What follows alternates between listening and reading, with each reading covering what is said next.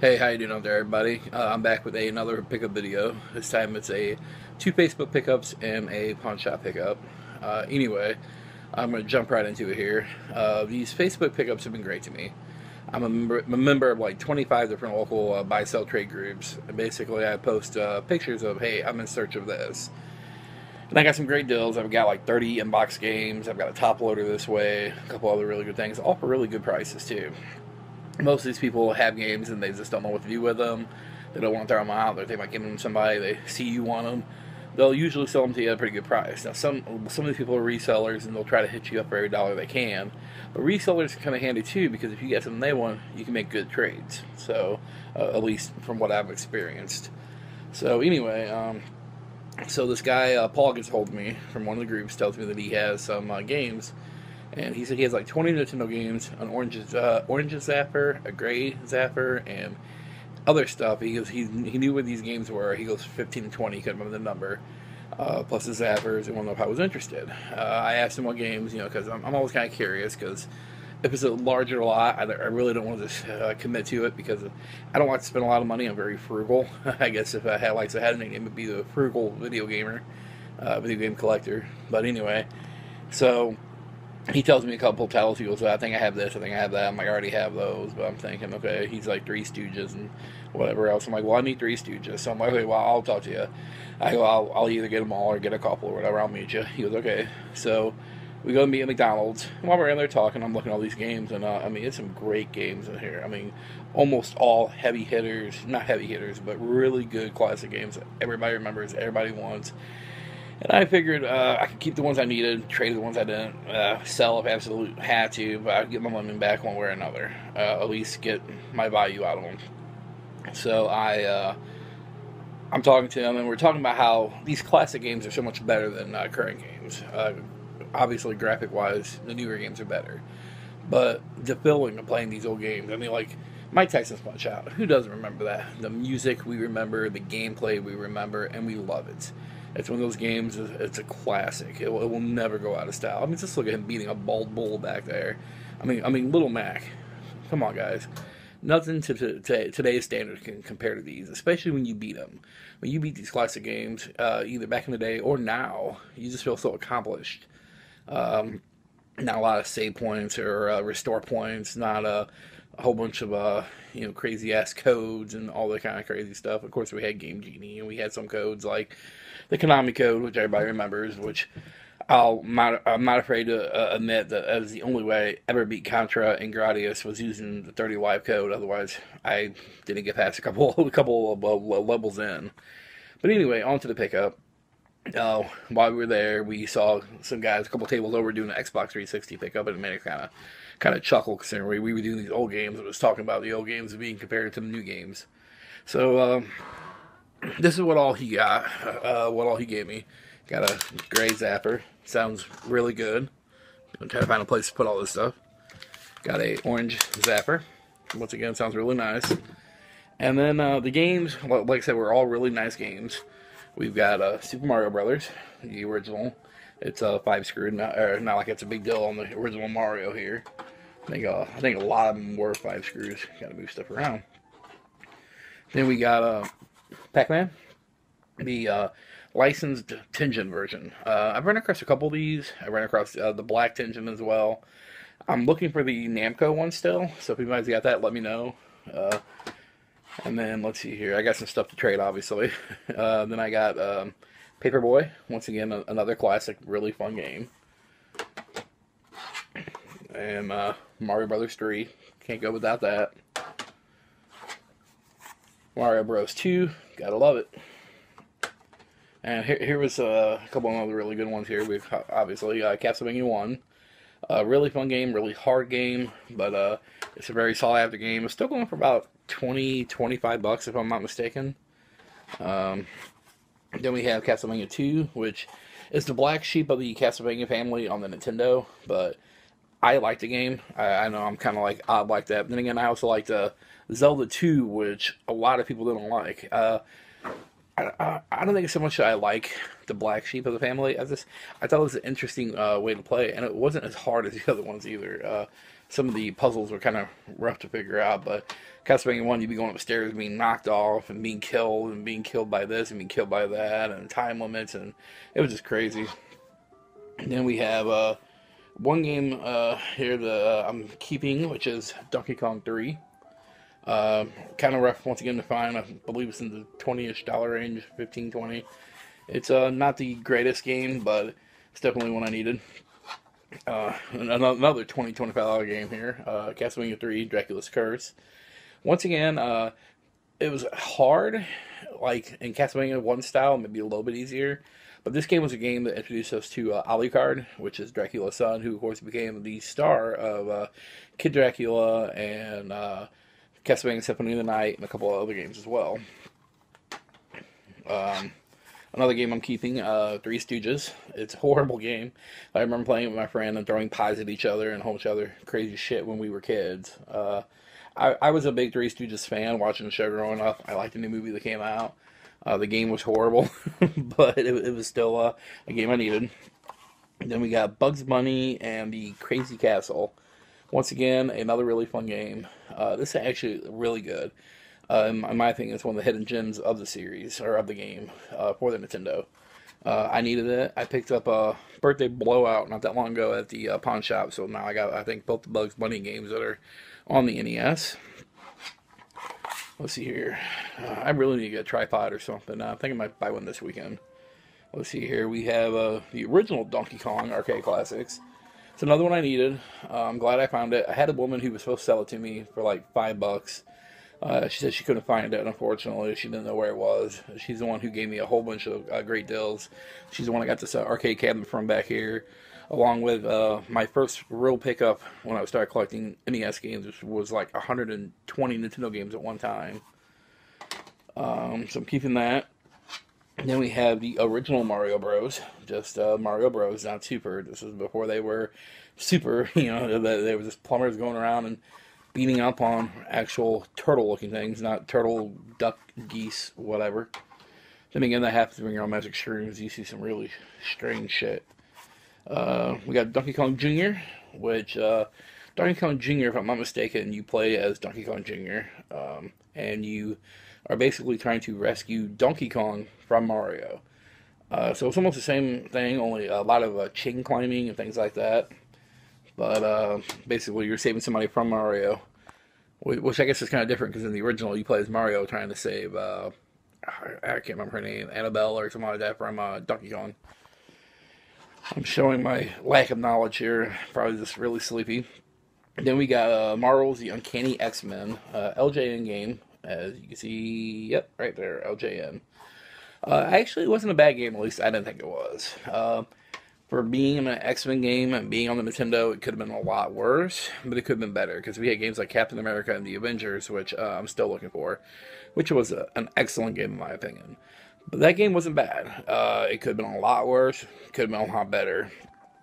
Then we have Dragon Warrior, which is, it was actually sold and given away free by Nintendo, basically with a Nintendo Power subscription back in the day. Reason why is they wanted to get this out. They wanted to get it out in American hands. It was a pretty big hit over in Japan, if I'm not mistaken. And it was Dragon Quest over there, which is now Dragon Quest over here. The series went back to its original name, but it was called Dragon Warrior here because there was a board game, if I'm not mistaken, or a tabletop RPG called Dragon Quest, and they didn't want to infringe on that rights. So they named it Dragon Warrior. Made quite a few copies, and like I said, they gave them free to subscribers of Nintendo Power, which is like $50 back in the day. So you got that, you get the free game, and as a matter of fact, that's how I got it originally. It was really fun. At least I thought Dragon Warrior was a great game. I actually liked it better than the Final Fantasy series. Then again, I wasn't a real big fan of RPGs in general. Then we have the Black Bass. I'm not a big fishing fan. People say this is actually a really good game, better than the Blue Marlin or whatever it is. I might have to really play it later and try it, but I'm not big into fishing games. Anything with fish, I'm just not a real big fan of. So anyway, so I got all that. Basically, I met the guy, and we discussed the price while we were there, and I'm like, I didn't want to lowball him, but at the same time, I wanted to give myself a price to where if he went up a little bit, I felt comfortable. So as we saw, a couple of $20, $25 games in there. So I started off at 50. Figured, okay, $50. If he goes up 20, up to 70, I'm still comfortable. I can still get my money back, whatever. So I go, how about $50? He goes, well, $40 it is. I go, I offered you 50, right? He goes, yeah. He goes, I'm not trying to get rich off of these. He goes, I enjoyed them while I had them. I wanted somebody else to enjoy him. He goes, it seems like you will. I go, oh, yeah, so I'll keep what I need, definitely put it in my collection because I showed him my collection. And I'm like, and the rest of them I'll trade off for games I need and somebody else can enjoy them. He goes, hey, that works great. And then he goes on to tell me that he has like probably 50, 60, 70 more games at home, along with Super Nintendo stuff, Atari stuff. And I'm like, wow, that's kind of cool. And he said that since he knows I'm into it, he'll get a hold of me first before he gets a hold of anybody else. I told him that's great. I wouldn't mind starting a Super Nintendo collection. I only have like 2 or 3 games. I've had some really good games. I've had Mario RPG. I've had quite a few other big hits, some Kirby ones and whatnot that I've ended up trading off to get other games for Nintendo because that's my main goal right now. So if I can get one really big collection, one hit, I'd be really happy, really stoked. Put it all back and just hold on to it. And definitely more Nintendo stuff if he has it. As far as the Atari goes, I'm not a big fan of Atari, but I know a couple of my boys over here in the St. Louis Retro group, they are. So I'll probably pass the information on to them and let them deal with it if they want. So anyway, a couple days after dealing with him, I think the next day, as a matter of fact, I went to the pawn shop. And they had a couple of games there that I ended up picking up. Let me see if I can show them here. I got Pokemon Y. All of these are complete in box.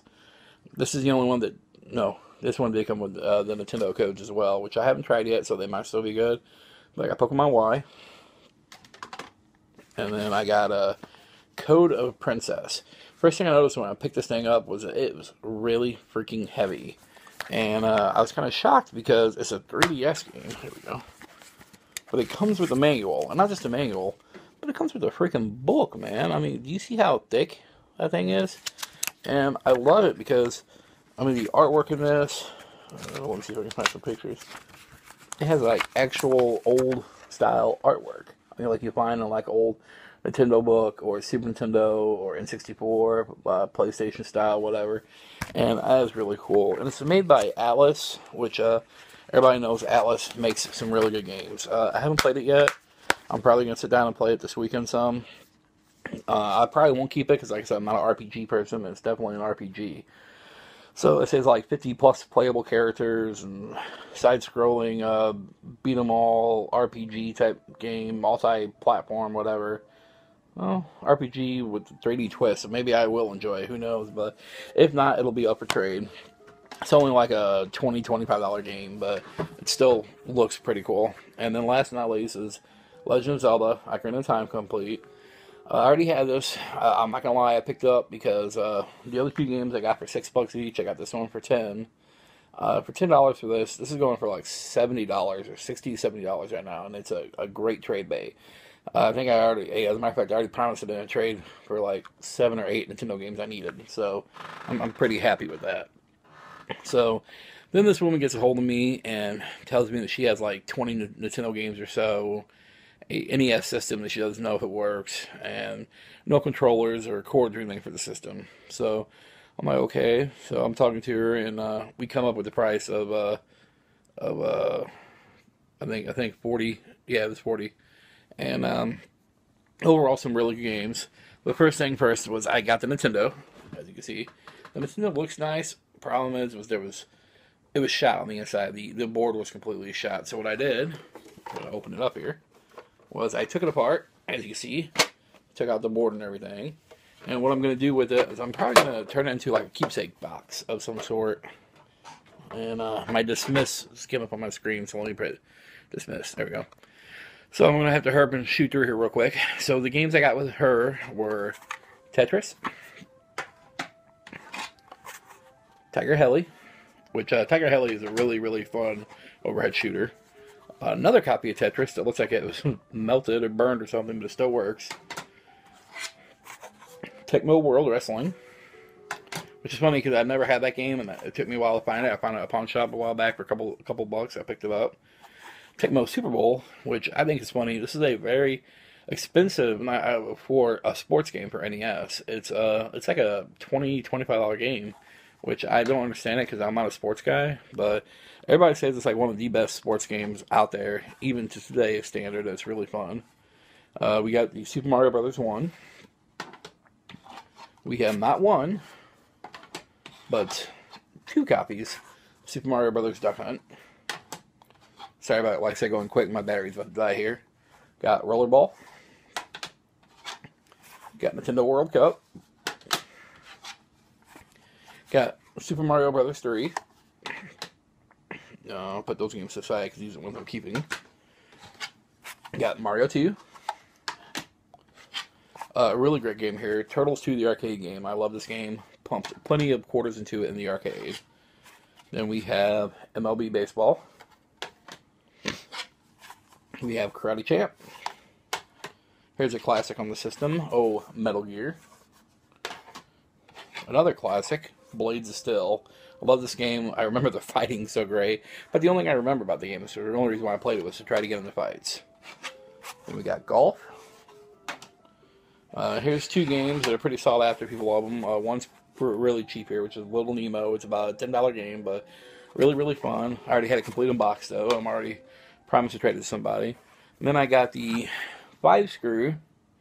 There you go, Legend of Zelda. It's kind of black on the back, as you can see, but the front looks pretty good. That's still like a $20-25 game there. And then last but not least, the 3 games I'm keeping. The first one is Mechanized Attack. It's a shooting submarine type weird game. The front label's pretty bad, as you can see, but I needed it. So I'm going to go ahead and keep it. Hopefully get another label upgrade later. I can go and trade this one off. Then I got Baseball Stars 2, which I haven't played yet, but I heard it's really, really fun. It's made by Romstar, which makes some really good games. And, ooh, a stack of games there. And then last but not least, Gauntlet 2, which I had. I had this one and Gauntlet 1 and sold them both to Connie Yeager for pretty cheap because she wanted them. I'll probably blank out her last name there. And basically she wanted them. I got them.